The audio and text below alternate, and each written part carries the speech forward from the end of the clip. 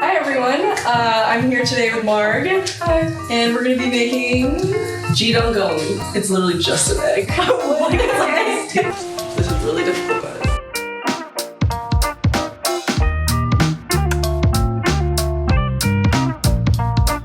Oh, that's hot. I was gonna try to be like, too hot.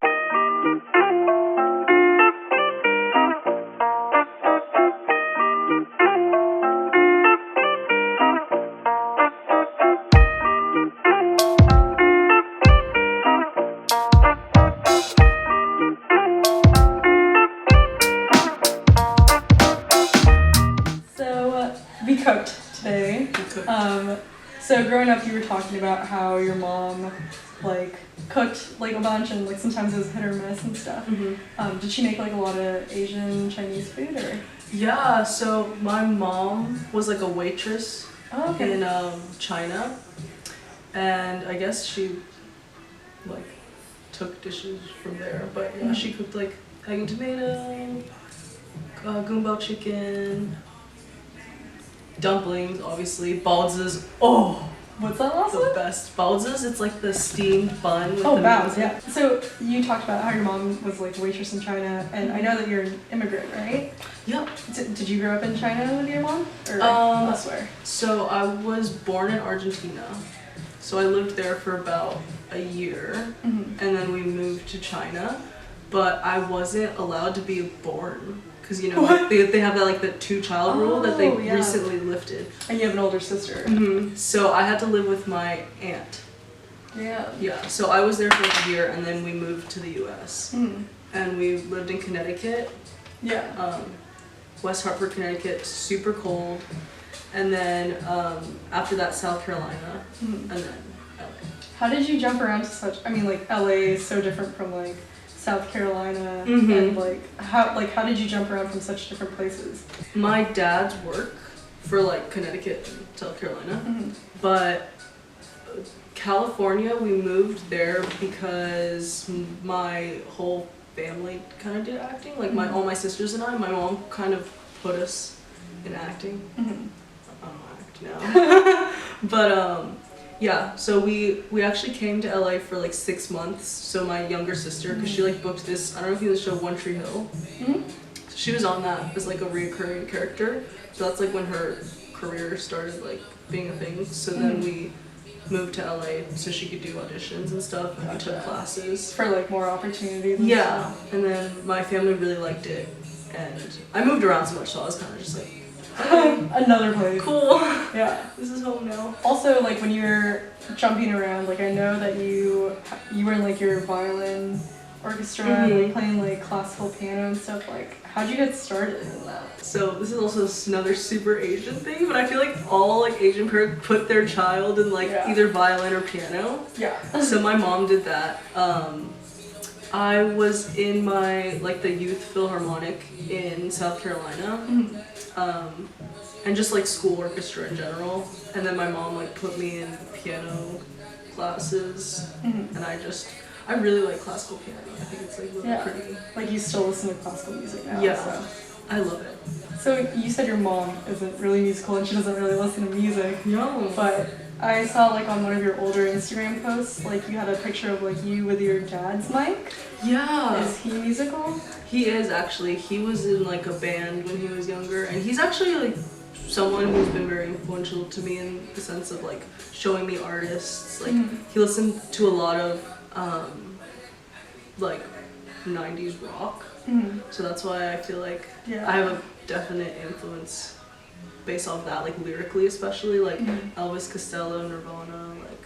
Yeah, I was gonna say like Nirvana, Tom Petty, right? Yeah. Like that's super like rock adjacent and alternative. And I just like love that whole aesthetic of just like where it's like you're telling a story, but it's like not super forward. It's like you don't really.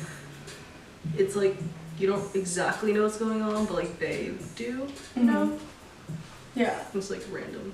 What else like drew you to like? Cause now you're into like Lana Del Rey and like Lorde and stuff. Like, do you think that your like interest in like rock music or rock adjacent music translated naturally into? Definitely, cause I love it. For me, music's super about obviously the sound, but the lyrics and like the story, and I relate to songs based off of how I relate to the lyrics. And so just first of all, Born to Die, like that whole journey. Like my friend actually introduced me to Lana Del Rey, and I heard her voice for the first time, and I know it was like right when, because there wasn't very like many low pop singers that had like deeper voices, and I was like, I like it. But then, yeah, I know, I didn't really like actively listen, I was just like, we were like hanging out. But then I put on Born to Die. Like it was a time of day where it was like right before the sun was like went down, and I was like, I feel it now, I get it, and I just like, I was hooked. And like Lorde too, like she's just really dope. Yeah, so also like those like artists like Lana Del Rey and Lorde, they write kind of like moody lyrics, and I know when you started writing like around 13 years old, like your writing was super moody.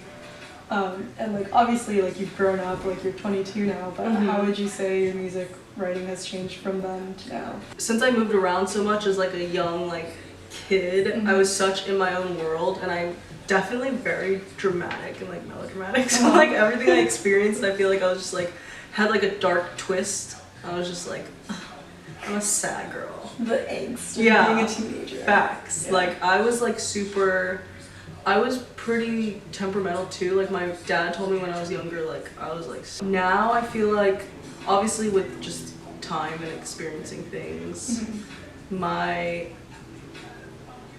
I'm still like a core sad girl, but I'm like, you know, I'm a bad bitch now. You know, like we stand ourselves. Yeah. Actually kind of like recently, like you've mentioned in like some press that like you are kind of like getting out of this like darker place that you were in recently. Like if you feel comfortable, like what kinds of things were you going through? I had never experienced emotions like depression and like anxiety, and I went through that, but also like a lot of my friends were going through it. So I feel like I'm someone who's very empathetic, and so being around people who are also depressed, like it just made it worse. And I just didn't, I think just because it was such a new feeling and I didn't even know too much about anxiety and depression, that it just kind of like took over me. But like luckily music was still a thing, you know, like for me, and like writing, and I feel like I had to, coming out of it, I can see how much like my music like really helped me like go through that. Like having an outlet to put those emotions. Yeah. Also like heartbreak, just everything, all like the intense negative emotions that you go through as a human, like, just hit me at once. I feel like this is also like the crucial age where all of these like emotions are like arising. Like when you're like 15 to like 25, I feel like everyone's still really just growing up. Yeah, and it's crazy because I feel like our generation, like especially with like mental illness, there's only like, oh, this is depression, like you have to be this, this, and this, but there's so many different like spectrums, and like it's like very much how you handle it and like how you feel, because everyone has like those negative. Yeah, totally. So was your form of like all these like negative emotions, was it like you being like distanced from people, or were you like?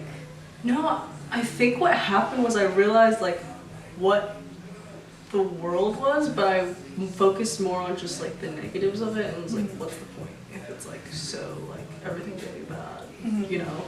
And I kind of like fell into that, and I luckily had like people around me that I was so like comfortable with being, like I never really shut myself off. That's good, that's healthy. Yeah, but it was definitely just like, what's the point of it? Yeah. So I have like a bunch of songs though that I got from that. There's like one good thing, and I'm in also a better place. Yeah, I was about to ask like if like your music going forward is going to be like different since you've like kind of like purged all those emotions onto that. Like the album that I just dropped now, like all the songs I made when I was like 20, so when I was going through that, so I feel like because I was going through this new stuff, like my newer stuff's definitely going to reflect. But similar sound, just evolved. Yeah. Tell me actually like more about this new album. It's The World Keeps On. The World Keeps On Moving. Yeah. Yeah. Just about my 20, my just turned 20 time period of my life. Quintessential like period. Yeah. Because obviously when you first make music, like a song, you listen to it a lot. And so I didn't listen to this album that much. Besides like obviously when I was like mixing and like mastering and like having to listen to the cuts and stuff. But I was listening to the lyrics and I was like, oh, yep, that happened. Or like, oh, do I even want to like, and then my friends will be like, so what is this about? Like, what is it? I'm like, whatever you want it to be about. Like your beliefs, like just like where you stand on like gun control and like LGBTQ issues. Do you ever intend on incorporating like your like worldview into like the music you write, or do you think it's more personal stories? I'm not sure because I'm very, like, when I write, it's very just, like, what I feel. So I wouldn't say no if it, like, came down to it. But right now, most of my songs are about my emotion. Yeah. Just, like, going through it. Do you have anything else you want to add? Go stream my album, The World Keeps On Moving, out now. Spotify, Apple Music, everywhere. I'm MARG.